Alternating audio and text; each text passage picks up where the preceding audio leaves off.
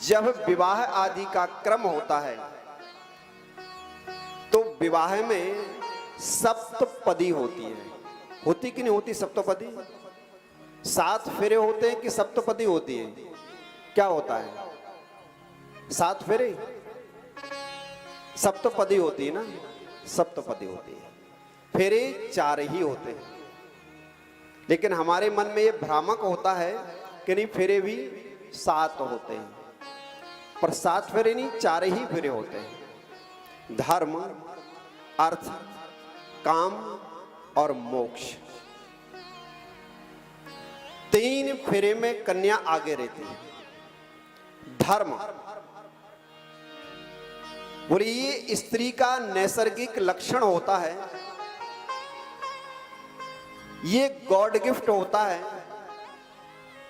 जब वो पति से विवाह करती है तो विवाह के पूर्व में और सिंदूर ग्रहण करने से पूर्व में वचन लेती है, स्वामी ये स्त्री का नैसर्गिक लक्षण है, धर्म करना, पूजन करना, पाठ करना, जप करना, दान करना, तीर्थों में जाना, तीर्थाटन आदि करना। यदि मैं ऐसे उत्तमोत्तम धार्मिक कार्य आपके गृहस्थाश्रम में आकर के करूंगी तो आप मेरे लिए उसमें सहयोग करेंगे। सहयोग नहीं कर सकते हैं तो आप उसमें हस्तक्षेप नहीं करेंगे कि इस प्रकार का धार्मिक कार्य आप मत करो। ये वचन यदि आपको स्वीकार है तो ही मैं आपके गृहस्थाश्रम में पधारूं। मांगती स्त्री पहला वचन नहीं। तो जब परिक्रमा होती है, विवाह होता है, तो उस विवाह में वह धर्म की फेरी लेकर के कन्या आगे होती है और दूल्हा पीछे होता है। एक परिक्रमा पूरी होती है। धर्म के बाद में फिर नंबर आता है अर्थ का।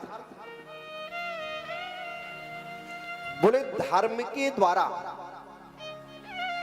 यदि हम अर्थ को कमाएंगे, यदि हम सुनीति का, नीति का, धर्म का आचरण करेंगे तो उस धर्म के द्वारा जो भी अर्थ की प्राप्ति होगी वह अर्थ हमारे लिए मोक्ष का परिचायक बनेगा। लेकिन यदि हम अनीति से कमावेंगे तो भगवान का भजन भी फिर हम भीति से करेंगे। भीति मतलब भय से करेंगे। बोले नहीं, ये पूजा करना जरूरी है क्योंकि यदि नहीं करेंगे तो ऐसा हो जाएगा। इसका मतलब ये है कि अभी आपका वास्तविक जो कनेक्शन है वो परमात्मा के चरणों में जुड़ा नहीं है। अभी आप जो ये भजन कर रहे हैं, ये भजन जो है वो कहीं ना कहीं भय के मारे कर रहे हैं। और भय के मारे कब करेंगे? जब अनीति से कमाएंगे तब हम भय से भजेंगे। यदि हम नीति से कमाएंगे, धर्म का आचरण करेंगे तो हम परमात्मा को प्रीति से भजेंगे और प्रेम से भजेंगे।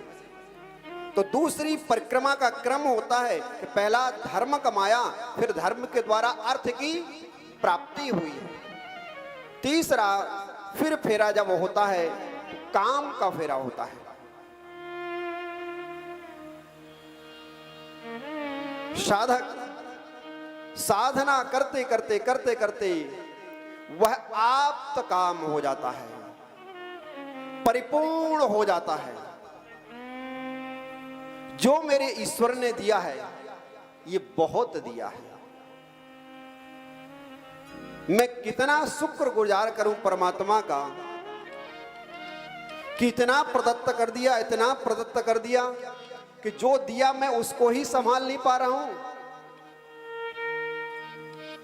लाख लाख शुक्र है ईश्वर तेरा।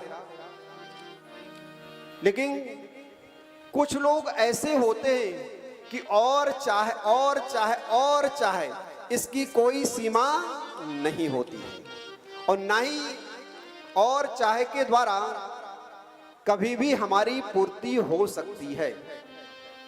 शास्त्र उद्घोषणा करते हैं कि मनोरथानाम ना समाप्ति रस्ते ही। मनोरथों की पूर्ति कभी भी नहीं होती है। एक मन की इच्छा पूर्ति होती है कि दूसरी इच्छा पुनः जागृत हो जाती है, दूसरी इच्छा पूर्ति होती है तो तीसरी इच्छा पुनः जागृत होती है, और तीसरी पूर्ति हुई तो चौथी पूर्ति हो जाती है। का इन मनोरथों की कभी भी पूर्ति नहीं हो सकती है।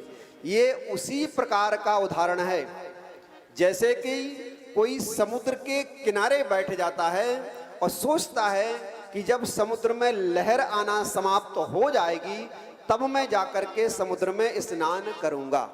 तो ना तो वो समुद्र की कभी लहर समाप्त होने वाली है और ना ही तू स्नान करने वाला है। ऐसे ही इन मनोरथों की भी कभी पूर्ति होने वाली नहीं होती है। तो स्त्री कन्या जो परिक्रमा देती है विवाह में, धर्म, अर्थ और काम, तीन परिक्रमा में वह कन्या आगे रहती है। कितना बड़ा बलिदान फिर वह करती है।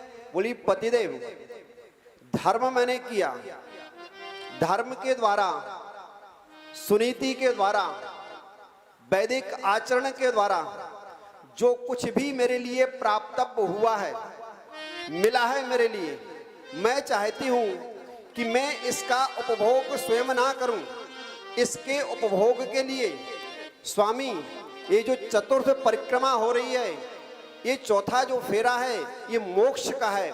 मैं चाहती हूँ इसका धर्म कर्म का जो भी फल है वो आपके लिए प्राप्त हो और सबसे पहले मोक्ष आपको मिले, उसके पश्चात में मोक्ष मेरे लिए प्राप्त हो। तो धन्य है वह करुणा और कृपामयी, वह मां, वह कन्या जो सर्वस्व अपने आप का बलिदान कर देती है। और उसके बाद में सप्त वचन होते हैं।